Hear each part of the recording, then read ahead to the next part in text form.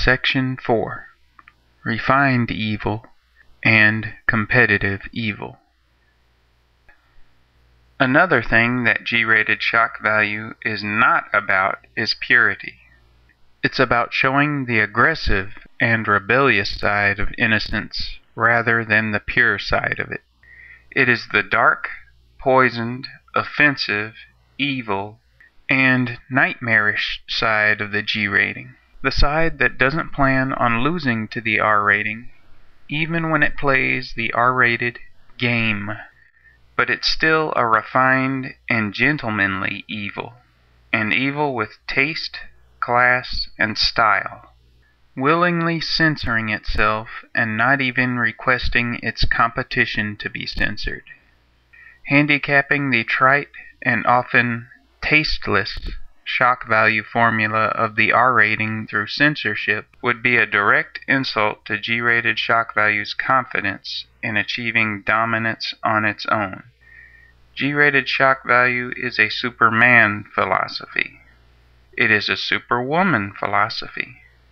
It is even a superfluous philosophy, especially since G-rated shock value has the potential to be used as a somewhat deceptive bridge to shift public favor from traditional R-rated shock to G-rated innocence. More than refined and gentlemanly, G-rated shock value is also dignified.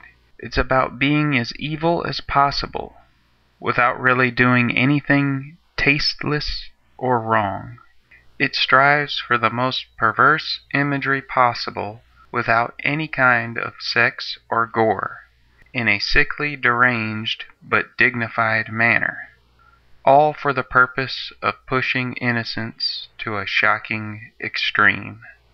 But it really has nothing to do with morality. It's all about style.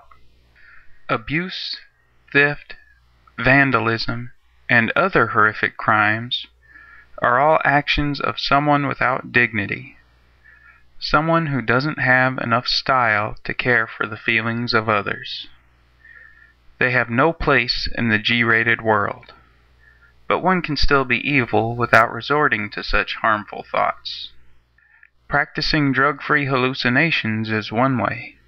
With a little effort and concentration, a person can see entire herds of spiders that have the necks and heads of giraffes in no time. Wannabe thugs like 50 Cent, thinking they're all bad, got nothing on G-rated badness. Regardless, mankind has to find some perverse evil to participate in, because it's in many human hearts to want a little bit of evil mixed in with the good. Choosing a depraved evil with dignity is my recommended choice. Thankfully, G-rated shock value provides a sort of compromise between the desire for shameless depravity and the desire for stylish, wholesome dignity. Section 5. The 5 I's and Positivity.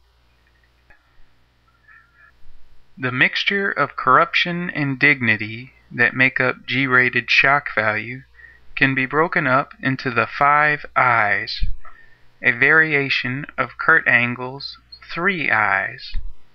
In addition to his intensity, integrity, and intelligence, the criteria of imagination and insanity are added.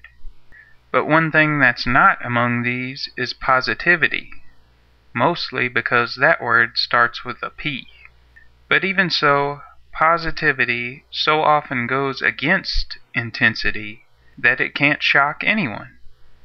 The words positive and happy are probably the most sissy words you'll find in the English language. Imagine how wimpy Dracula would look if he said he wanted a positive attitude. If only G-rated shock value would have appeared sooner, then some beloved children's icons could have had a tougher, more negative look, while maintaining their lack of actual violence. Curious George could have adopted Darth Maul's snarl to become Curious Maul, and the infamous Winnie the Pooh could have adorned the helmet of Shao Kahn to become Pooh Kahn. Section 6. Application and Conclusion. So I hope you can see how G-rated shock value is really a new form of technology that can be used to both create and perhaps destroy a lot of good things. Although it's not a gadget you hold in your hand, G-rated shock value is a technology that is logical when it wishes to be and illogical when it doesn't wish to be. It puts contradictions into perspective, noting that they merely suggest two opposing points of view to both be true, and are, in a way, the ultimate form of compromise. So I hope the next time you see an ancient Zen cone, or a weird Willy Wonka movie, or Lady Gaga's newest lobster mask hat, the term G-rated shock value will pop into your mind, whether it applies or not. Sometimes I wonder where all the ideas of these wonderful creations come from, and other times I simply say that ideas are the monsters of God.